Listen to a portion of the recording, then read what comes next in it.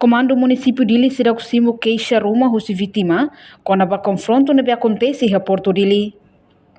Comandante município Dili, superintendente chefe polícia Orlando Gomes Actuir e haloron do nulure sinualu kalang fulan setembro ne, jovem balon ho condição lá no ba assiste concerto música depois será halo confronto, mas be unidade de polícia marítima nebe altura neba halo segurança consegue acalmar a situação ne.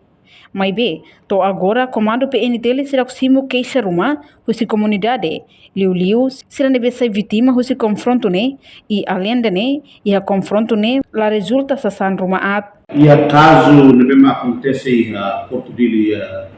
sexta semana kotu husi tem grupo Light Horse Night sira ma organiza animação ni a Porto Dili e tiramos a carta dos apoio para o Comando Municipal Dili para apoio e segurança e ao momento acontecimento também desentenimento entre Soben Sira e a Porto Dili então Sira halo confronto itu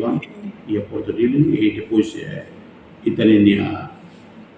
a polícia marítima Sira o Esquadra Veracruz Sira halo atuação e depois já Sira atuação consegue Sira halo negociação para Soben Sira consegue Sira dar uma mão pelo país e acontecimento nela e a kata cadeira ser bela ser dulu mabela yang cadeira de rang e toros nela rakus Sira maida makbato kisa saya rasa bitim posisi rebe maka yang lima saulara ya grupo Soben Sira lara maka Sira halo protetual pamal bem em momento não vai estar e tem polícia marítima Sira o Esquadra Veracruz Sira halo atau salters Laos quando o grupo Sira halo confronto magitania membro policial tampara atau dispersa Sira